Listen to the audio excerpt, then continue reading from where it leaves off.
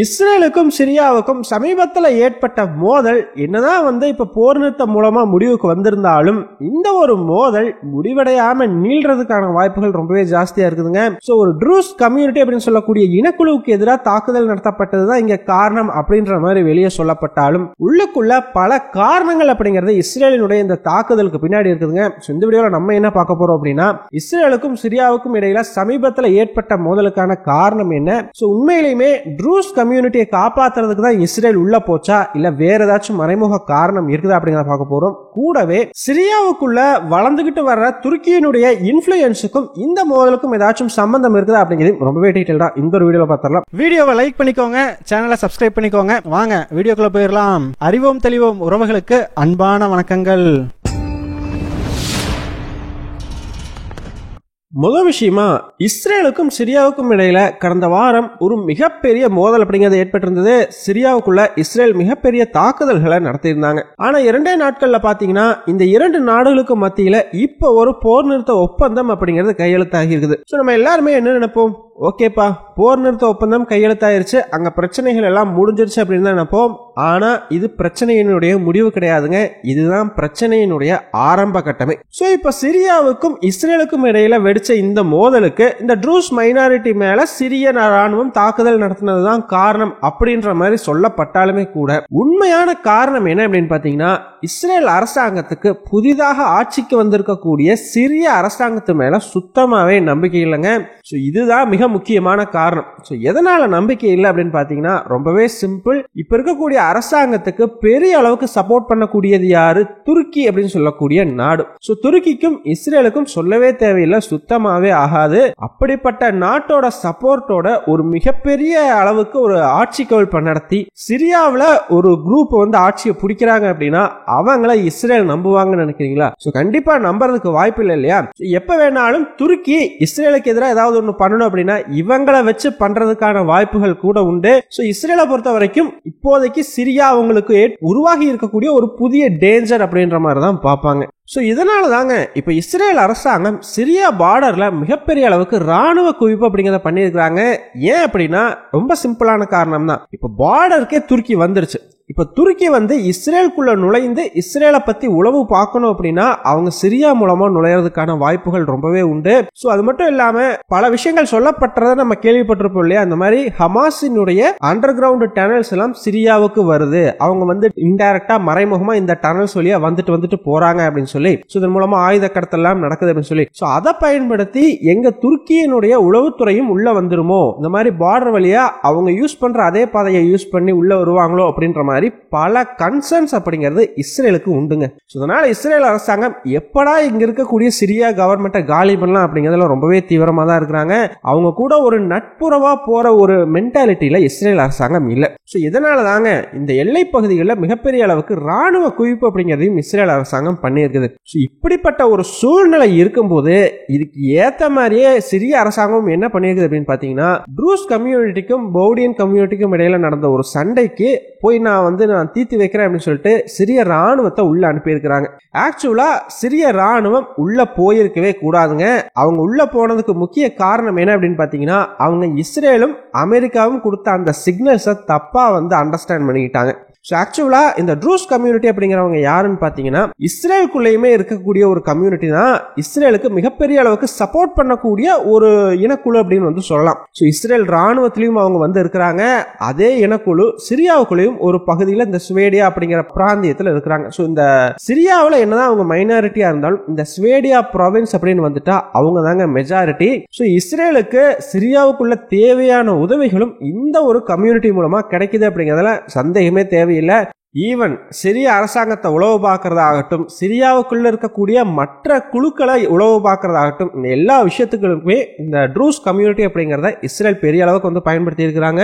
அதனாலதான் பாத்தீங்கன்னா ட்ரூஸ் கம்யூனிட்டிக்கு இஸ்ரேலினுடைய சப்போர்ட் அப்படிங்கிறது இப்ப பெரிய அளவுக்கு கிடைச்சிருக்குது. சோ இப்போ இந்த இடத்துல சிரிய ராணுவத்துக்கும் இஸ்ரேலுக்கும் இடையில என்ன ஒரு மிஸ் அண்டர்ஸ்டாண்டிங் நடந்திருக்குது அப்படின்னு பாத்தீங்கன்னா, ஆக்சுவலா அமெரிக்கா சிரியாவுல இந்த புதிய ஆட்சி வந்ததுல இருந்து ஒரு விஷயத்தை திரும்ப திரும்ப சொல்லிட்டு இருக்காங்க.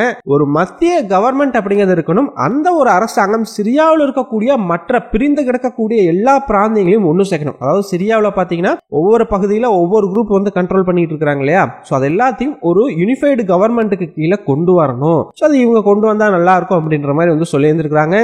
அதே மாதிரி இஸ்ரேல் கூட அந்த பேக்டோர் டாக்ஸ் எல்லாம் நடக்கும் இல்லையா? அதுல அவங்க எப்படி பேசினாங்க அப்படிங்கிறது தெரியலங்க. மொத்தத்துல இந்த ஸ்வேடியா ப்ரொவின்ஸ்க்குள்ள சிரிய ராணுவம் போறது இஸ்ரேலுக்கு பிடிக்காது. ஆனா இந்த பேச்சுவார்த்தைகள்ல ஓகே, நம்மளை வந்து இங்க ஒரு யூனிஃபைடு அரசாங்கத்தை உருவாக்க சொல்றாங்க. சோ இதன் மூலமா நம்ம எந்த குரூப் கண்ட்ரோல் பண்ற பகுதியா இருந்தாலும் சரி அங்க உள்ள போலாம் அப்படின்னு சொல்லிட்டு சிரியாவினுடைய புதிய அரசாங்கம் தப்பு கணக்கு போட்டுருச்சு. அவங்களுக்கு அமெரிக்கா இந்த மாதிரி வந்து வெளியே பேசுறதெல்லாம் வந்து சும்மா நடிப்பு, இந்த சிரிய மக்களை நாங்க தான் காப்பாத்துறோன்ற மாதிரியான ஒரு எஃபெக்டை கிரியேட் பண்றதுக்காக சும்மா வந்து வெளியே என்ன வேணாலும் பேசுவாங்க அப்படின்ற விஷயம் தெரியல போலங்க. சோ இந்த இஸ்ரேல் கூட பேசுனதையும் அமெரிக்கா கூட பேசுனதையும் நம்பிக்கிட்டு ஓகே நமக்கு அங்கேயும் உரிமை இருக்குது, அதையும் நம்மளோட அரசாங்கத்துக்கு கீழே கொண்டு வரலாம் அப்படின்னு சொல்லிட்டு அவங்க ராணுவத்தை வந்து உள்ள அனுப்பி இருக்கிறாங்க. இதுதான் இங்க வந்து இப்ப பிரச்சனையா மாறி இருந்திருக்குது. சோ இது வந்து பாத்தீங்கன்னா சிம்பிளா ஒரு மிஸ் அண்டர்ஸ்டாண்டிங் தானே தவிர வேற எதுவுமே இல்ல. ஒன்ஸ் அமெரிக்கா உள்ள வந்து இந்த மாதிரி இஸ்ரேலையும் வச்சு இப்படி எல்லாம் நீ உள்ள வரக்கூடாதுப்பா, அது இஸ்ரேலுக்கு பிடித்தமான ஒரு கம்யூனிட்டி இருக்கக்கூடிய ஒரு பிராந்தியம், அங்க உன்னோட ராணுவத்தை உள்ள கொண்டு வராத வெளியே கொண்டு போ அப்படின்னு சொன்னதையுமே சிரிய அரசாங்கம் ஓகேப்பா நாங்க வெளியே போயிடுறோம் அப்படின்னு சொல்லிட்டாங்க. சீஸ் ஃபயர் கையெழுத்தாயிருச்சு. ஆனா இந்த இடத்துல ஒரு விஷயத்தை யோசிச்சு பாருங்க, ஒரு கம்யூனிட்டி இஸ்ரேலுக்குள்ள இருக்கிறாங்க, இஸ்ரேலுக்கு பெரிய அளவுக்கு சப்போர்ட் பண்றாங்க அப்படிங்கிறதுக்காக அந்த கம்யூனிட்டி சிரியாவுக்குள்ள ஒரு பிரச்சனையை சந்திக்கும் பொழுது கொஞ்சம் கூட யோசிக்காம அடுத்த நிமிஷமே சிரியாவுக்குள்ள பூந்து இஸ்ரேல் ஒரு மிகப்பெரிய தாக்குதலை நடத்தி இருக்கிறாங்க அப்படின்னா இது நடக்கிற விஷயமா? இப்ப வந்து நம்ம இருக்கோம் பக்கத்து நாட்டுல இந்தியாவில் இருக்கக்கூடிய ஒரு மெஜாரிட்டி கம்யூனிட்டிக்கு ஒரு பிரச்சனை நடக்குது அப்படின்னா உடனே இந்தியா வந்து பிளைட் எடுத்துட்டு போயிட்டு அங்க ஒரு தாக்குதலை நடத்திடுவோமா? நடத்த மாட்டோம் இல்லையா? சோ அங்க இருக்கக்கூடிய அரசாங்கத்துக்கு கூட நம்ம ஒரு உறவை மெயின்டைன் பண்ணணும்னு நினைப்போம், அபிஷியலா ஒரு எதிர்ப்பு அப்படிங்கறத தெரிவிப்போமே தவிர இந்த மாதிரி போயிட்டு உடனே அட்டாக் பண்றது அப்படிங்கறதெல்லாம் நடக்காதுங்க. ஆனா சிரியாவுக்கு எகென்ஸ்டா இஸ்ரேல் பாத்தீங்கன்னா இந்த பேச்சுவார்த்தை கீச்சுவார்த்தை அதெல்லாம் எதுவும் பெருசா பண்ணல, டைரக்டா இறங்கி பூந்து அடிச்சிருக்காங்க. சோ இங்க நிறைய பேர் வந்து சொல்லலாம் இல்லப்பா அவங்க பேச்சுவார்த்தை நடத்தணும்னு சொன்னாங்க அப்படின்னு சொல்லி. யோசிச்சு பாருங்க, பேச்சுவார்த்தை அப்படின்னா இஸ்ரேல் மட்டும் பேசுறது இல்லைங்க. இதே இடத்துல ஒரு பவர்ஃபுல்லான கண்ட்ரி இருக்குது. இப்ப ஈரான் இருக்குதுன்னு வச்சுக்கோங்க. இஸ்ரேல் இந்த மாதிரி டைரக்டா போயிட்டு ஈரானுக்குள்ள தாக்குதல் நடத்திடுமா? நடத்தாது இல்லையா? சோ முதல்ல அமெரிக்காவை வச்சு குறுக்க மற்ற நாடுகளை வச்சு ஒரு பேச்சுவார்த்தை நடத்துவாங்க. நிலைமையோட சீரியஸ்னஸ் அப்பதான் எதிர்நாட்டுக்கு புரியும் அப்படின்னு சொல்லி. இந்த மாதிரி எல்லா நாடுகளும் சேர்ந்து பேச்சுவார்த்தை நடத்தின பிறகும் ஒத்துக்கல அப்படின்னா தான் உள்ள போயிட்டு ஒரு ஸ்ட்ரைக்ஸ் அப்படிங்கிறத நடத்துவாங்க. ஆனா இங்க இஸ்ரேல் மட்டும் பேசியிருக்கு, போயிட்டு உடனே ஒரு ஸ்ட்ரைக் அப்படிங்கிறத பண்ணியாச்சு. சோ யோசிச்சு பாருங்க, இப்ப அமெரிக்கா உள்ள வந்து பேசினதையுமே டக்குன்னு சிரிய அரசாங்கம் ஒத்துக்கிட்டு அவங்க ராணுவத்தை பின்வாங்கிட்டாங்க. சோ இங்க ஒரு ஸ்ட்ரைக் அப்ப நடத்தி இருக்கிறதுக்கான தேவையே இல்லை இல்லையா? ஆனா இங்க நடத்தப்பட்டிருக்குது. இதற்கு ரெண்டு காரணம் தாங்க உண்டு.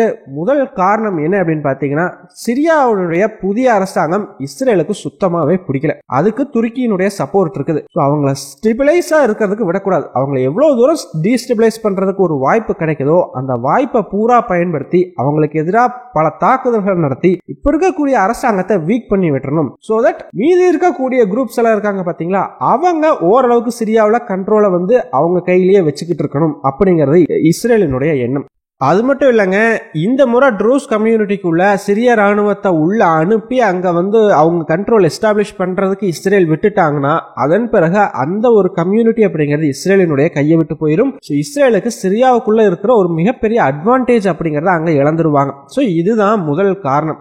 சோ ரெண்டாவது காரணம் என்ன அப்படின்னு பாத்தீங்கன்னா, சிரிய அரசாங்கம் இப்ப ரொம்ப வீக்கா இருக்குதுங்க. என்னதான் வந்து ஆட்சியை கவிழ்த்து இவங்க ஆட்சியை கேப்சர் பண்ணியிருந்தாலுமே கூட அங்க சிரியாவுக்குள்ள இப்ப பாத்தீங்கன்னா பயங்கரமான இன்டர்னல் ப்ராப்ளம்ஸ் அப்படிங்கிறது நிறையவே ஓடிக்கிட்டு இருக்குது. அங்க இன்னும் ஒரு அரசாங்கம் அப்படிங்கிறது வலிமையா வந்து உட்காரல. ஈவன் ஒரு டெசிஷன் எடுக்கிறதுல கூட பாத்தீங்கன்னா பல குழப்பங்கள் அப்படிங்கிறது இப்ப அங்க நிலவிக்கிட்டு இருக்கும். இப்படிப்பட்ட சூழ்நிலையில இஸ்ரேல் போய் உள்ள தாக்குதல் நடத்தினாலும் அவங்களால இஸ்ரேலுக்கு எதிராக பதிலடி எல்லாம் கொடுக்க முடியாது. இது இஸ்ரேலுக்கும் நல்லாவே தெரியும். அந்த ஒரு தைரியத்துல உள்ள வந்து தரமா வச்சிருக்காங்க, வேற எதுவுமே கிடையாது. இந்த ரெண்டு காரணம் தான். சோ இப்ப இந்த இடத்துல ஒரு விஷயத்தை யோசிச்சு பாருங்க, இஸ்ரேலுக்கு இப்ப இருக்கக்கூடிய அரசாங்கத்தை பிடிக்கல, எப்படா சான்ஸ் கிடைக்கும் அடிக்கலாம் அப்படின்னு பார்த்துக்கிட்டு இருக்கிறாங்க. அப்படிங்கும் பொழுது இருக்கக்கூடிய புதிய அரசாங்கம் கொஞ்சம் கொஞ்சமா ஸ்டேபிள் ஆக ஆக இஸ்ரேலுக்கான பிரச்சனைகள் அதிகரிச்சுக்கிட்டே வருங்க. சோ இங்க இருக்கக்கூடிய இன்ஃப்ளூயன்ஸை இஸ்ரேலுக்கு எதிராக துருக்கியும் பயன்படுத்துறதுக்கான வாய்ப்பு கண்டிப்பாகவே உண்டு.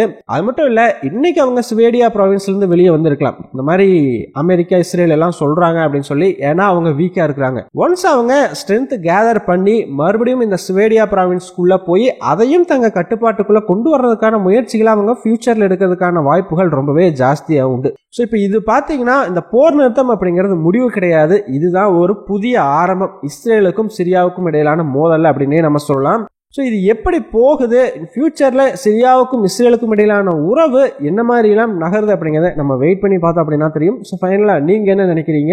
இப்ப இருக்கக்கூடிய இஸ்ரேல் அரசாங்கத்துக்கும் சிரியா அரசாங்கத்துக்கும் இடையிலான உறவு மேம்படுறதுக்கு வாய்ப்பு உண்டா, இல்லப்பா இதுல துருக்கிய உள்ள போந்து இஸ்ரேலுக்கு எதிராக சிரியாவை பயங்கரமா பயன்படுத்துவாங்க அப்படின்னு சொல்லி நீங்க நினைக்கிறீங்களா? உங்களோட கருத்துக்கள் என்ன அப்படிங்கிறத மறக்காம கமெண்ட்ஸ் சொல்லுங்க. நன்றி.